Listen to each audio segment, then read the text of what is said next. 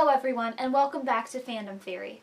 My name is Elizabeth Rathburn, and this video series is a part of a larger project in which I'm researching online entrepreneurs and their audiences. In the last video, I walked through the history of online entrepreneurs and how we got to this point of fandom monetization. If you missed it, links above or in the description. How do creator fandoms succeed? In any relationship, communication is key. Creator fandoms succeed simply because of the level of communication the creators and audiences alike have with each other. Part of the appeal of creator fandoms is there's less of a divide between the creator and the audience members. Audiences feel like they can really get to know the creators without ever having met them. As technology improves and develops, new methods of communication are being created, but sometimes good old-fashioned meetups and snail mail do the trick as well. This is Fandom Theory, Part 3.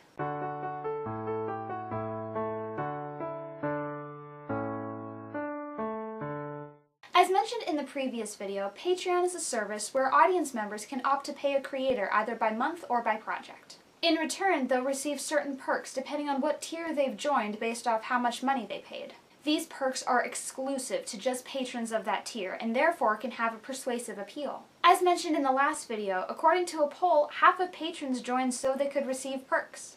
Patreon has recognized this appeal and developed a related app called Lens, which launched in 2018. Lens is a way for creators to show their patrons behind-the-scenes content, whether for a big special project or routinely. These posts show patrons what it's like for the creator to do what they do by allowing them to share short videos or photos that are only available for 24 hours. Creators have loved using it so far, and they've actually found that it's a way to keep audience members as patrons for longer. There's a Q&A feature built within the app so patrons can ask the creator questions about that post or video, and the creators can respond directly. This creates even more interactions between the patrons and the creators. When it comes to creator-audience communication, Patreon certainly makes it easy. Another obvious method of communication is social media. While there are many different platforms of social media, the one where the most creator-audience interaction takes place depends on not just what the creator is creating, but also the main demographic of the audience themselves. For example, a creator who makes something physical, such as art, woodworking, or cosplay,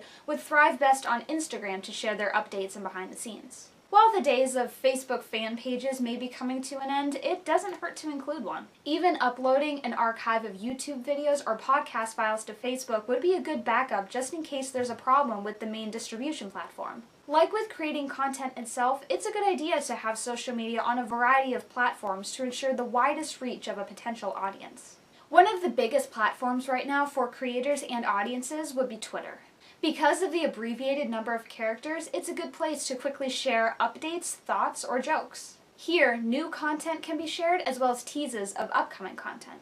Audience members can also tweet at a certain creator to ask a question, share their experience with new content, or just post general appreciation of the creator. Audience members can also reply to creator tweets, and then creators can choose whether or not they respond to different impressions or questions asked. Creators can also curate questions and turn them into content later on, whether by directly tweeting, "Do you have any questions for me?" or just looking for them. And then they can answer these questions on a specific video or podcast. Of course, for the creators who primarily create YouTube videos, the fastest way to get audience feedback and to respond to them is looking at the actual comment sections on the videos. While there may become a point where a creator gets so big they cannot feasibly respond to every single comment, even taking the time to look through the comments and heart or reply to a few of them will go a long way for the audience. Like with Twitter, some creators go so far as to turn these comments into content in and of themselves, either by reading mean comments or responding to audience questions.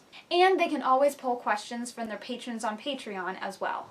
In these ways, the audience members feel like they're really contributing to the creator. There are also a few newer methods of communication. While Twitch is out there as a platform dedicated to just live streaming, YouTube recently incorporated live streaming for their creators as well. The first beta live streams on the YouTube app by creators happened in summer 2016. Over the past few years, YouTube has been updating and fine-tuning their creator live streams. For example, within the live chat that happens in these live streams, audience members have the option to do a super chat. With the super chat, these viewers can pay a certain amount of money and essentially tip their streamer. Then, the viewer's question or comment gets pinned to the top of the live chat. With the more they pay, the longer it's pinned. This is another way for creators to make a little money while their viewers, even those who aren't on Patreon, can give a little back. Super Chats are YouTube's response to Twitch's cheering, which was betaed in summer 2016. Cheers are little emojis that can appear in the chat. With the more you pay, the flashier the cheer. Streamers do get a portion of this revenue as well. Discord started as a service for gamers so that a group could text or voice chat on a private server.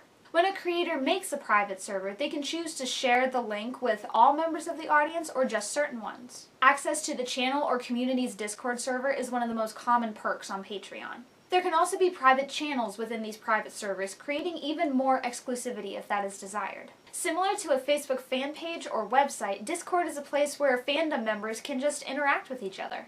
The creator can set up their own moderation tools called Discord bots if they don't have a human moderator, and then they can just let the chat go. Discord is particularly appealing to live streamers just because of some of the things it can do. Users in the chat can create longer posts or share images, which is something you can't do on YouTube or Twitch. Finally, there are AMAs, or Ask Me Anything. This happens on Reddit when a creator or a celebrity sets up a thread where audience members can ask them whatever questions they want for a certain amount of time. The person who created the AMA can respond to the questions, and then everyone following the thread can read the responses. This can be another great way for audience members to really connect with the creators. While AMAs are most often used to connect with seemingly untouchable famous people like Snoop Dogg or Barack Obama, they can be used by anyone who has a following or a community. While social media and the major hosting platforms might be where a majority of the communication between audience members and creators take place, there's also the opportunity for communication in other places that have roots in pre-internet or early internet fandoms. For example, some creators maintain websites that might include a back catalog of their content, more information about themselves and what they do, or have a chat room for their audience members. It all depends on the type of content being created. While a website may not be the most up-to-date thing you could maintain, it's always a good idea to have your content stored somewhere else besides the main distribution platform. Creators can also set up a mailbox where audience members can send them anything. Examples could be letters, fan art that's very similar to fan art found from pop culture media fandoms, or even a box of snacks from their country if they're from a different country.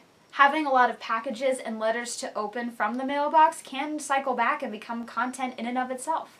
Every few months, the creator can then make a video opening these packages on camera. They can share with their audience what one of their fellow audience members sent them, or they could even have a taste test with all those foreign snacks and candy. One of the most direct ways a creator can interact with an audience member is by meeting them in person. For example, they could deliberately host a meetup. This can either be something the creator sets up on their own, or it could be a part of a convention if the creator knows a large portion of their audience would be there. Meetups exist so that the creators can put a face to the name of their comment sections or Patreon pages. They can make a kind of connection that's different than when just the internet is involved. And this excitement and connection can go both ways as well, back to the audience. Audience members taking photos with the creators is one of the most popular things to do at these meetups, so that the audience members can have something tangible to connect them to the creator in the future. Not all creators have just one thing they create. For example, besides videos, live streams, or podcasts, some creators are also comedians who might have their own live comedy shows. Or, if they're musicians, thanks to the audience they've gained through an online presence, they might have enough interest to hold a live performance or a tour. In these cases, there is always an opportunity for a meet and greet after the show. So, to recap. Once the initial spark of interest between audience member and creator is made, everything after that is one big cycle. Audiences give back to creators who give back to them. Thanks to increasing technology, there are now more ways than ever for creators and their audience members to communicate. Next up is part 4, where I briefly go into fandoms within fandoms. Don't forget to hit subscribe and follow Fandom Theory on Twitter so you know exactly when part 4 comes out.